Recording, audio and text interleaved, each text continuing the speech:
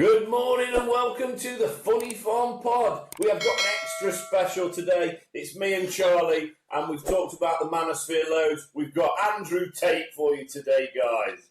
Right. I was Scotland.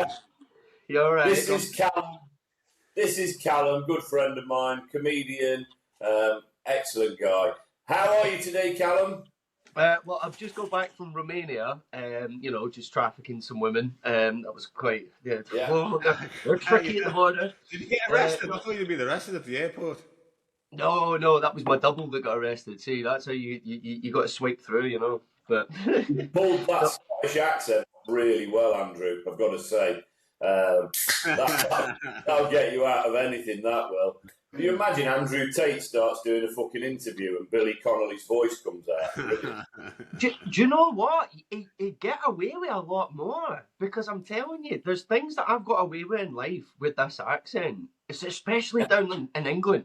I'm a right chancing wee bugger down here, because the Glasgow charm, there's different charms in different towns. But see, when I go and go, here, pal, go on, he's an extra one. They go, I know what. We've just born with this. So imagine Andrew Tate with that one.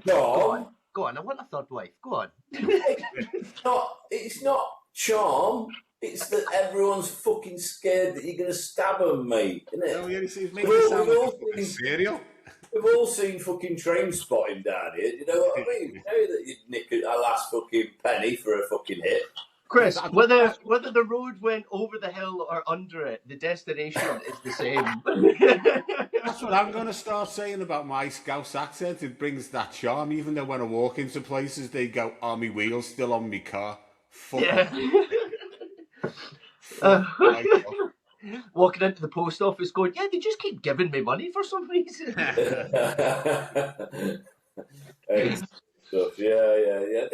It's the one thing I've gone on about loads, and I've never kind of managed to transition it to material on stage. But coming from like the East Midlands, Nottingham, Derby, we've got the most bland, horrible, useless accent. You have got a boring accent. It is boring, isn't it? It is really boring. But when I that's lived only... in Nottingham, I couldn't stand it. Oh, it used to do me head in. Yeah, it's not the best. It's only boring, though, because around you, especially in England, you travel an hour and it's such a wildly different accent. And being a Scottish person living in England, we've got our rivalries, like mainly football or postcodes. Like you'll get your gangs fighting. And Glasgow hates Edinburgh, and Edinburgh has no idea why Glasgow hates it. But down here, especially you, Charlie, I'll be speaking to people, and not even in context of the conversation, just go, yeah, I hate the Scouse, or oh yeah, aren't Manx the worst, and yeah, bloody hate that. And I'm like, they're an hour away, yeah, but they're scum. And you're like, what? It's just the combat down here between regions is insane. But Chris, your accent puts me at such ease because it sounds like I'm listening to Wallace and Gromit. Like I feel like you're just going to offer me a cup of tea and cheese with that accent. But Nottingham and stuff. Is that nickname not Shottingham for all the... Sorry, what was it? I missed that. Shottingham. Yeah, because of the gunnies, mate, that was... probably given them far too... In my opinion, it was nicknamed Shottingham because of all the crap that happened back then. But for me, I think they gave Colin Gunn too long. It was a bit like, you know... He got 30 years, didn't he? I mean, the crime he committed was horrific, but I quite like a gangster, me. I think they're all right. You know what? I'm getting into your dark side totally. After what you said on the pod the other day about wanting to murder someone. Just put it in context, Cal. The other day, None needed. Just carry on. Digging tonight, mate. I don't want you to be worried about your life. I said to Charlie, if there was like 24 hours, you could commit whatever crime you wanted to. You can answer this question as well. You're not going to get sent down for it. You know, you're going to get away with it 100%. Only for one day. What would you do? Charlie said he'd rob a bank. I said I'd kill somebody. And like this is like the thing. So there's a couple of people in my head who I think I'd really like to kill. But here's my list. This is the thing. It's like it's like a morbid curiosity of what it would feel like to like drain the last Exactly. bit of My thoughts exactly. You can just tell by Calum's fucking look then. You're fucking weird. I'm going to get a knock on my door, aren't I? I thought it was an artistic choice that you recorded separately, but now I see it's Charlie's safety. Yeah. Jesus Christ. Do you know what, though? I do get you. And I think do you know when you're a wee kid and you're playing with a bug or something and your brain just goes, stamp on it? It's kind of like that. Like you just... Yeah, but I mean, I didn't do that. I watched kids like Chris with the magnifying glass do it, and I was like, "Oh, that's curious." But no, if I could commit one crime and get away with it, it's counter fraud or counterfeit. I would print fraud. Counterfeit. Counterfeit? Is that counterfeit? Make yourself a load of money. Yeah, I would print £1 billion and I would make it untraceable, and within that period of counterfeit, change the just change it all, and I would have enough money afterwards. They'd be like, right, well, that's not real money. I'd be like, actually, I've now looked. I would go big brain with it. Do you know what I mean? Charlie, like it, robbing a bank, but the next day you can't be sat there with the unsequential bills. Like, get away with it. Well, you're going to get away with it, aren't you? And it's not just like the money; it's the whole fucking thing. You know, getting in there, the adrenaline pumping, and there's always going to be a massive car chase afterwards. You know, so it's and you're going to get away with it. Didn't like your rationale on the car chase. I thought that was quite good. Yeah, this could be a new feature, couldn't it? This could be a new feature. Yeah. I'll have to do a jingle. I think actually just the car chase alone would be class. Like, I would love to just steal like a fucking sports car and just get chased. Like, pass it up the motorways. Because I've seen the videos. Have you ever seen the videos of the wee yobs that like film themselves? And unfortunately, Charlie, the three of them. None about that. Yeah, the cruisers. They were cruisers. But they're just bombing it, and they're like, "Go left, lad, go left," and as you're watching it, the mature side of you is like, it's absolutely reckless. That they could be hurting people.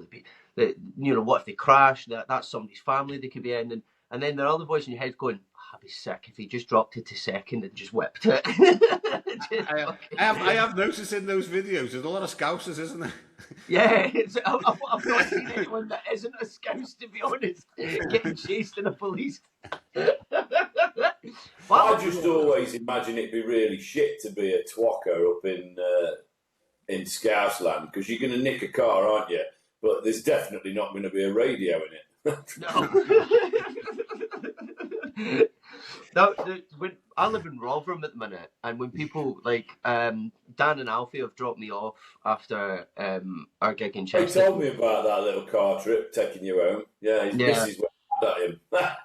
Oh yeah, she went mental because she was, and again, I don't want to. This is being recorded.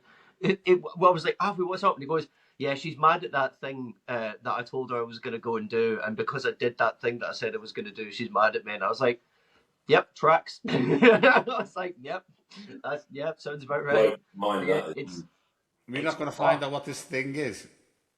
No, we better not. No, it was yeah. We were worried about him. That was all. Yeah, it's an initiation at the top notch. You get pinned down in the back of the car, and Alfie uses Dan as a sex aid because he's so slender and sleek. Right. So you talked about top notch, about whether because obviously the venue you're at, you're not doing it there anymore. So Calum runs Top Notch now. He's joined the Top Notch comedy team in Chesterfield, and they were doing it at the Bank, which was a great venue. I did it a few times. Opened the show and whatnot. It was lovely, but that venue's no longer. Have you kind of got an idea of another one? We're talking to a few people, and we're trying to get the timing of it perfect to come back, because Alfie's expecting. His missus is expecting, so he's got a baby on the way. That's brave. Yeah, so it's we don't want to just grab any other venue and just throw a show together. We'd rather take a couple of months, get a right venue, get a contract together. So yeah, it's a little bump in the road. And do you know the amount of people that said to me, as soon as they put it on Facebook, like, oh, Calum's now a partner of Top Notch, the week later, it's like, oh, all of Top Notch shows are cancelled. And the amount of messages that I got were like, fucking hell, lad, you weren't in that long before you sank that ship. And I was like, it wasn't me. I hope the venue owner didn't go, a Scottish guy? No. You want to fuck a comedy night up, add a fucking Scot to the bill. No, right, okay. We've waffled on there for 10 minutes. I know. He's not introduced himself and told them what he's. Sorry. Tell us a little bit about yourself, mate. What do you do? How long you been doing comedy? What your background is and all that shit? Well, I'm from Glasgow originally. Been living in England about 6 years now. Moved down to be with my ex. That didn't work out, so I'm staying here for my wee boy Archie. Started comedy last May. It always been one of these things that I'd always wanted to do. Like when I was growing up, I wanted to be a rock star. I just wanted to be on a stage, but you need to have talent to do that. And I can't sing, nor can I fucking hit a guitar. I can hit the drums, but I can just hit that big one once, and it's boom done. And I'd done a bit of acting, but again, that wasn't anything professional or trained. I was a charity fundraiser. You know those charity muggers? I did that for 7 years, and I was really fucking good at it. I can still hear you. I'm just in the same room. Yeah. And I remember I was stood in the street one day, and I said, I fucking hate my job. I'm going to quit. My pal Gordon was like, what do you mean? I said, I'm going to go do acting. And he went, you can't just quit and go do acting. And I went, yeah, fucking watch me. And that's exactly what I did. I quit my job. One of my pals, he was doing photography at college. He did my headshots. One of my other pals was at Edinburgh Uni doing drama. So I says, just fucking forward me some casting calls. I'll just show up and blag it. Did that. Did a few student films. Did a stage play called Mouthpiece. They did 4 nights in Edinburgh. I think we sold out 3. I just like saying we sold out 3 nights in Edinburgh. It wasn't a fucking notable venue. It was a church. But I did get to get wanked off and smoke a joint in front of my mum on stage. That was quite fun. Simulated. Oh, right. Yeah. Because it would have been hard to come in front of your mum. That's a different fucking story. But yeah, I remember the first night of the opening of the play. It was a 2-man play. And so it's just me and another girl. And backstage, she opens it.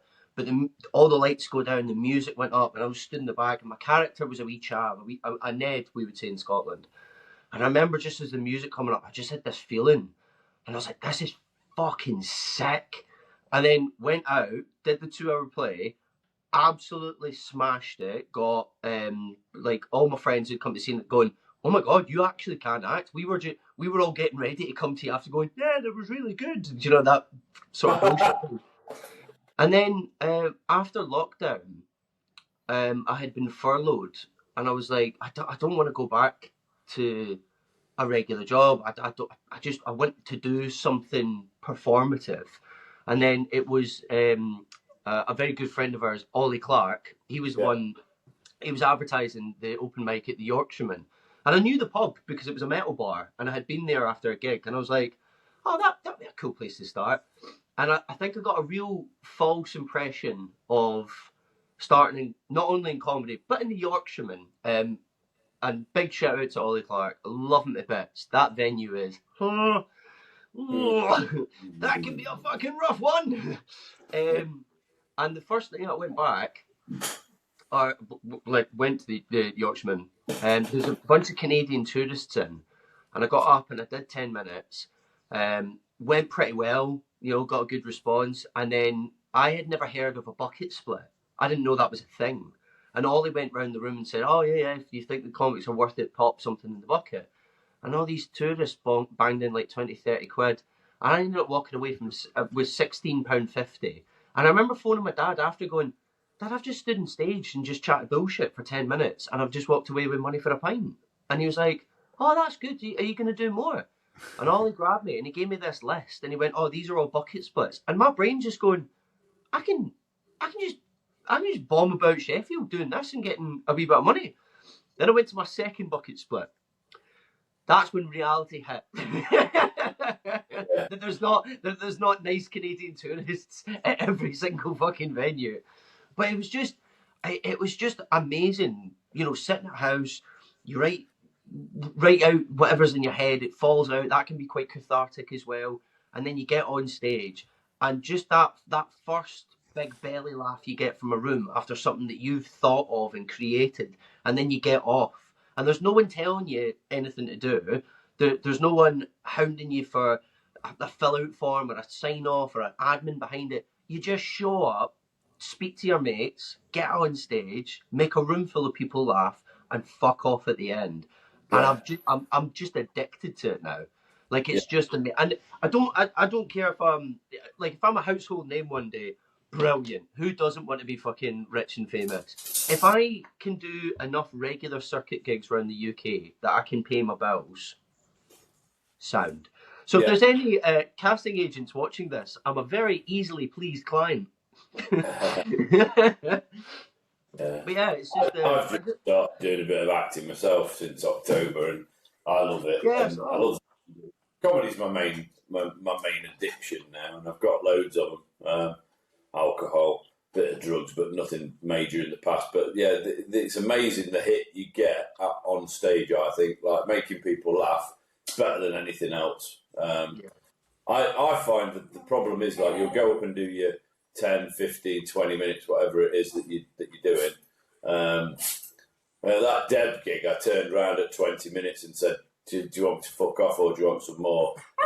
And they all went, we want some more. This dog's doing my fucking head in. We're babysitting a fucking dog.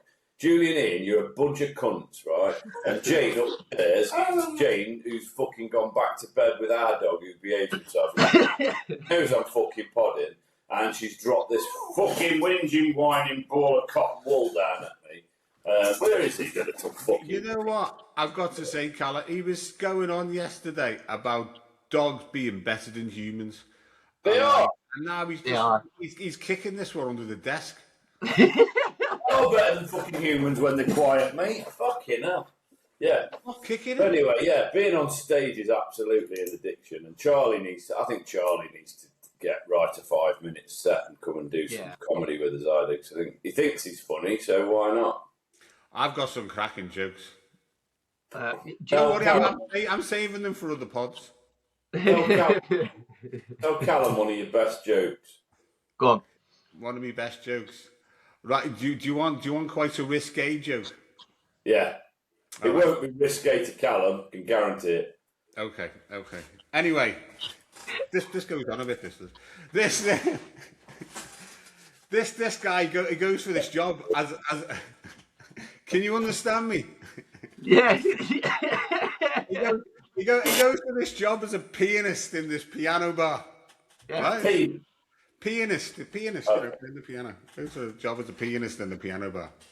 And anyway, the manager says to him, go and play a couple of pieces, and a little bit of an audition, see how you get on. So he says, yeah, okay, yeah. Anyway, he starts playing his first bit of music, and it's absolutely beautiful.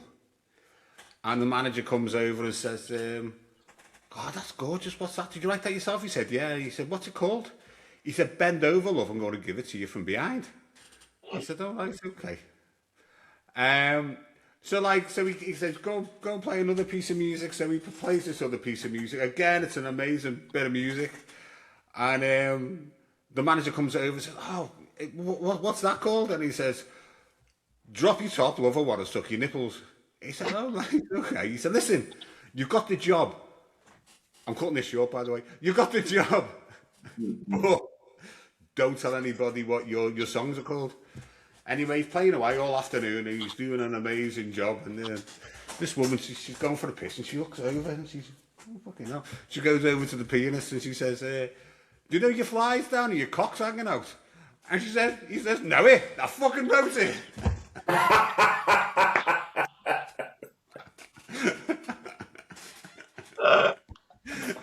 I'm guessing that's a joke you heard down the pub. I don't reckon you wrote that joke. I never said I wrote it. I never said I wrote it. Didn't I say you wrote it?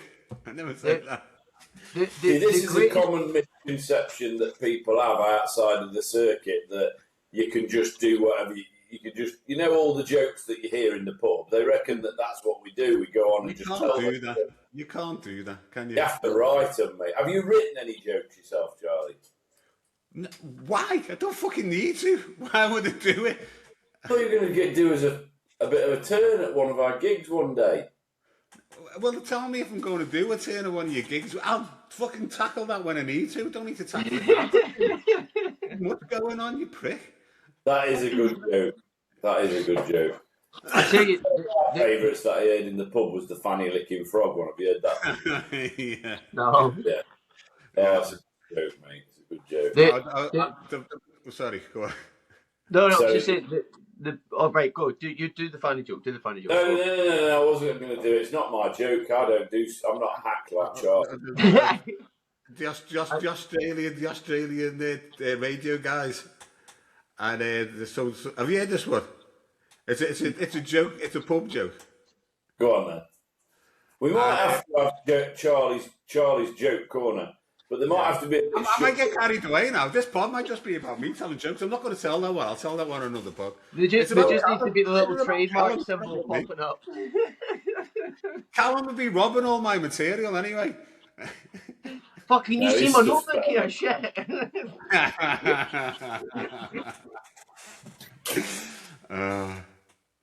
Yeah. Right, go on. What the fuck are you staring at, Christopher? James just come in and took the little cotton wool bud away. Right, so. I tell you the best joke that I've ever heard. The just really quickly, because if I don't get this out, my brain will explode.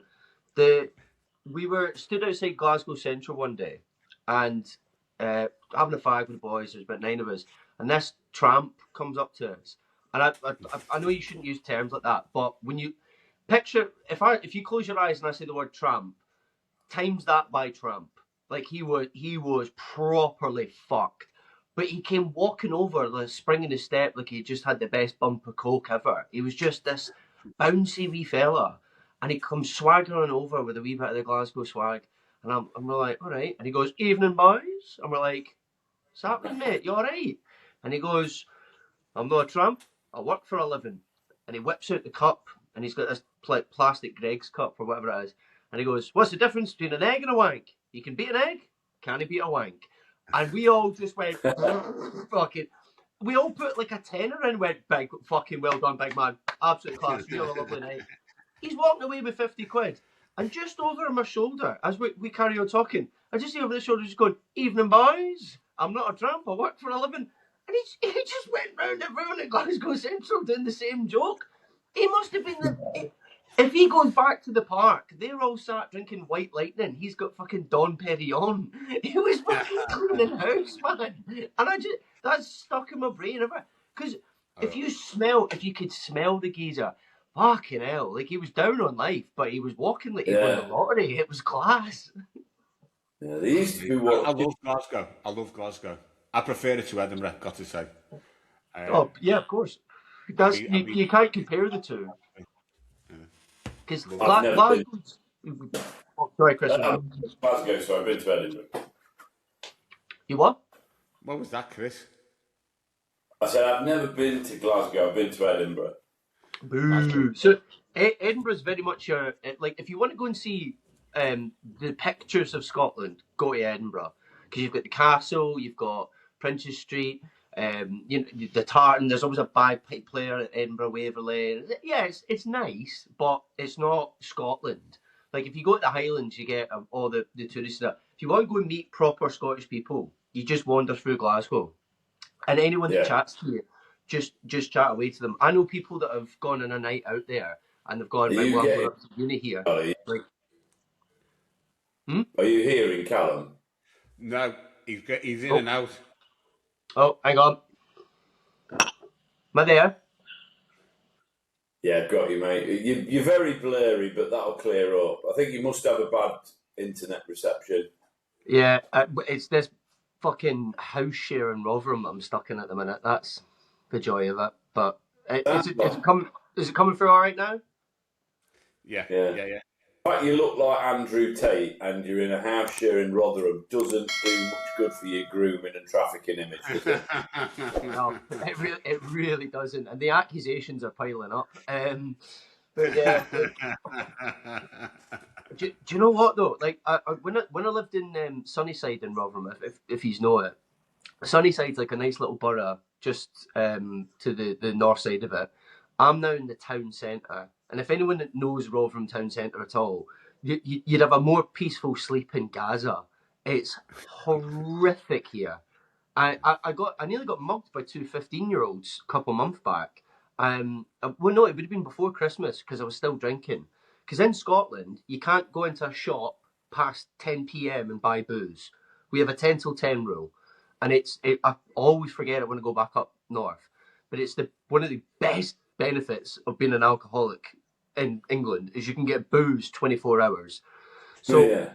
I used to go down to my little Morrison's Daily because it's right. I come out my door, it's 30 seconds. I'm like, bash. So I went down at 2 a.m. to go get a couple of cider. And there was two quite obviously young boys. I say about 15. They could have been about 16, 17, but they were fairly young. And I'm a little bit pissed. And they're like, oh, yo, bro. And I was like, oh, leave me alone, boys. Start walking away. And then they started shouting aggressively. And I have no idea where this came from. Because I wouldn't do this in Glasgow if somebody stops me. I'm just going to have the conversation and just hold the bottle behind my back for protection. But down here, I was like, don't know how this could go. So I turned round, and one of the boys he's got his hood up. He's walked towards me. And I just went, boom! And he fucking about shit himself. And I was like, did I just bark at two teenagers? And they proper like, what's up? What's up? And I just started backing away, maintaining eye contact. And they did the exact same. And then eventually I ran round the corner up to it. And I was laying in my bed going, why did I just bark at them? But it worked. They fucked off. And that's in Glasgow, it's who's sound. In Rotherham, it's the Lion King down here. You've just got to be the fucking the out crazy, and the crazy leave you alone. And I fucking hate it. I mean, I'm coming out of my house and rubbing rat's blood in my face just so I can get a fucking pint of milk. I'm hoping this cleans up because it's quite bad, isn't it? Yeah. Shit, is it? You're very pixelated, and we get it quite a bit like this. It's quite. It'll probably clean up perfectly well. So people will watch this and go, "What is he fucking on about?" It does look like one of those dodgy Andrew Tate videos, though, doesn't it? Yeah. From an undisclosed location in Romania. Yeah. Now he's gone sideways. I don't know what he's fucking doing. Oh, man.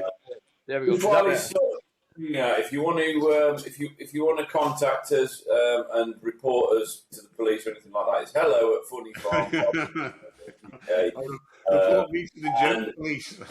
Yeah. If you want to just pop in the subject of the email, Fanny Licking Frog, and we'll do that one next time we're on. Are you back, Calum? Are you back? Yeah. Does that sound a bit better? Is that a bit cleaner? No. Oh, fuck. Shit, I didn't even... It'll clear up, mate. I honestly think it'll clear up. We can battle on through. Yeah, but if we don't laugh at your jokes and we're just staring like into nothing. Charlie, that just sounds like any time I'm on stage. It's just I say my jokes and it's usually just metal stares. Do you know I think that's one of the things I really like about comedy as well is how humbling it can be, because the amount of times when I started off early, I don't know if it was sympathy or it was the nights I was going to, I was getting some laughs and I was like, oh, I'm not too bad at this. And I remember the first time I died in my arse, and you come off stage and you go, like, there's two thoughts, like, maybe comedy's not for me. And the other one is, fuck, was that me? Was that the room? And you start looking at your material, you watch it back, and you're like, but then the next night you go onto the stage again, you do the same bit, and you feel the pit in your stomach going, this fucking died yesterday. You say it, and it laughs, and you're like, oh, this is completely random. Like, there's people that say, oh, I'll never gig in this town, or I won't do that. there is definitely bad venues I won't gig again, purely because the clientele and it's regular. So you're going to see the same people. But you can do the same set in the same bar a month apart. One will be the best show you've ever done, and the next one you come off going, I should quit. And it's fucking... I did it ages ago, mate. We had, I don't know if you've met James Wallace, a good mate of mine. I mean, I started 2010. I've known James since then. And he ran a gig in Belper, Derbyshire, which is now run by Rock Central. And I did a gig there, and I closed, and I died on my hoop. And immediately, like after the gig, I said, James, you need to rebook me for this gig. And I went back and smashed it. It was just, I mean, that there was an element. I would never blame an audience. I think like there's acts out there, I suppose, that can just play everything. And, you know, like your Scott Bennett's and people like that. But even I've heard stories about Scott dying, you know, so everyone has a death. Everyone does have a death. I've never seen Scott die, but, you know, it's one of those. And some people can just play, they're just relatable to all walks of life. And then some people aren't. And I had a gig last night and I did the Glee. Yeah. And it went okay. It went all right. It was just, they do called the carousel. It's called the carousel. So you've got 2 pro acts, open and close, and then 2 5-minute kind of open spots in the middle. So I was one of the open spot. And they do like the carousel thing, they do like a video thing in between. And I went on directly after the video. And I'll be honest with you, I've had a bit of bad news this week, so I had a lot on my mind. I've had a couple of things. My dad's in hospital, and a couple of other things have happened that have, like, put my head up my arse a little bit this week. And I went on with all this shit in my head. And, like, I know that my opening cocked up the way that these people saw me. And it was hard work, only for 5 minutes. So it was like horrific. And the acts, I came off and went in the green room. The acts were like, well done, nice set. And they were saying, and I'm like, weren't great. You know, it wasn't as good as I can do. I think it went okay, but I'll probably, you know, I could go and do the opening that I normally do in like 2 different places. And it, like you say, one of them it can roof, and the other one you can just completely bomb. Yeah. But what you were saying there about having stuff in your head, when I was... I was about to say when I'm starting out, like I'm not still in my first year. Like if I was having a bad day mentally, I would power through it, and I would, like you, I would come off and I'd be like, I know why that gig went wrong. I just wasn't in the right frame of mind. But I've got to the point where I can now judge it. Where if I, like, there was a couple of weeks ago I was meant to do the Irish in Sheffield, and I was having a cunt of a day. A horrible cunt of a day, and I completely forgot about the gig. And it was James Smith that was running it. So I just messaged him and I says, mate, even if I come now and I go on, I'm gonna bomb. I'm not gonna deliver what I want to deliver. And I think especially because a lot of us, I would say predominantly a lot of male comics, particularly, do comedy as a bit of cathartic escape to the reality of what life is. And I think that's where a lot of people get confused with the dark humour. Dark humour isn't saying racist or homophobic shit. It's saying the stuff that everybody thinks but pushes way to the back of the brain, but phrasing it in a little bit of light. And I think comedy now, on top of you know, me stopping drinking, I'm going back to the gym, I'm eating healthy. That's one of the biggest motivators to get my shit together. I've lost him, Charlie. Oh. Yeah. Am I here? Can you hear me, Charlie? Oh, no, seriously. Charlie, can you hear me? I can hear you, yeah. Can you hear me now? It's just really... Yeah. Like you start talking, and then it like just breaks up, which is not ideal, is it? Because this episode's about you. I think what we may have to do is come back, mightn't we? How do you mean? Have him back on. Yeah. Because it's been great having you on, but the technical difficulties we're experiencing at the moment, guys. We could do one of those cards, couldn't we? I think it'll clean it all up. You reckon it'll clean up? I think this will be gobbledygook. I think it'll clean the screen and it'll clean all the stuff. So, right, we Everything's got been kind fine of on to my the point end, where you were. so is it coming through at all? Because it's been super clean for me. We just got a little bit of you then, but you cut out again, mate. Yeah. Oh man. Yeah, it's. I don't know what the thing. If we were to come back, I would find somewhere with fucking decent internet, because it's super clean for me, and I can hear you guys and stuff. But there's been a couple of times. It'll probably be fine then. It'll probably be fine if you can hear us fine. It'll probably be fine. But Chris, you'll just have to. What do you want to do? What we'll do is we'll wrap up with a couple of bits, because we've got loads that I wanted to talk about, mate. Got to have you back on. It's been brilliant. Yeah, we've got to have you back on. It's been brilliant. But I think Charlie won't forgive us if we don't do the Funny Farm thing. No, we can do that next time. We can do that next time. Because I've got to have a clear answer. And Calum, if I can't hear it. Calum, yeah. Just before we actually close, try turn your camera off.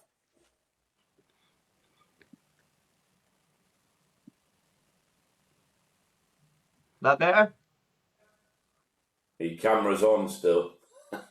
I turned it off. Oh, yeah. Okay, right. Give us a bit of a spiel. Hello. That's loads better. It is, yeah. Oh wow, that's cleared everything up.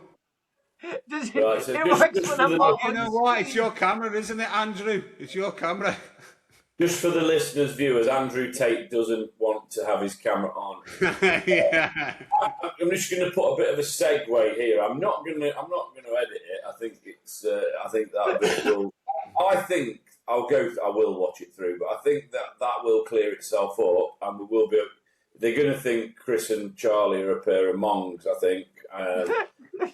But I think they're going to think it's my dodgy Romanian hotspot that's probably causing the issue. You're perfect in now, mate. That's what it's. Obviously, the internet's taking up so much processing the pictures to us that it's not letting your voice come through. And as much as I think you're a sexy motherfucker, want to hear you more than see you at the moment. Maybe I could put I something only agree like... to this. I only agree to this if my photo is Andrew Tate. Did that come through? Oh, for fuck's sake, is it still not coming through? I said, the wee square that's still on my screen, just make sure it's a wee photo of Andrew Tate. It's not working. What we'll do is we'll get you back on, Calum, when you can get to somewhere where there's a bit more internet. Yeah. Go into a Costa or something. Oh my God. Or a Mackey's. He's gone. Has he gone? He's still there, because his name's still there. He's still there, we just can't hear him. Right, listeners, viewers, we're going to call it a day on this one. If you have just seen everything that Calum, if you can see him and hear him perfectly, that's because the software will have cleaned up the images and the audio. But it's really, we've had a little bit of this in the past, but it's been okay. We've been able to continue the conversation, but I've not been able to hear what Calum, he's gone, what he's been saying. Hang on, he's back. Fucking hell, honestly, absolute nightmare. Hello, can you hear me now? Yeah, it's on sideways. It's on sideways. That seems better. Can see you better. No, he's still flinching, isn't he? No, that's just me. I'm just a flinchy cunt, mate. I'm just. So what we're going to do, we're going to call it a day, because it's not coming through. I'm so sorry, boys. I promise. Seriously, don't worry about it. We've got to have you back on, though, because you've been brilliant. You've been absolutely brilliant. There'll be some comedy in this, mate. There'll be some comedy in mine and Charlie's reactions, because I bet the visual and the audio's been cleaned up. And it's gonna. I was just like. It was really good when I was getting into a point about mental health there, and I realised He's gone again, hasn't it? Look, he's tried to speak. It's almost like he's got a Scottish filter. It's like, hang on a minute, he's fucking Scottish. We've got a bit of a risk here. What's he gonna fucking say next?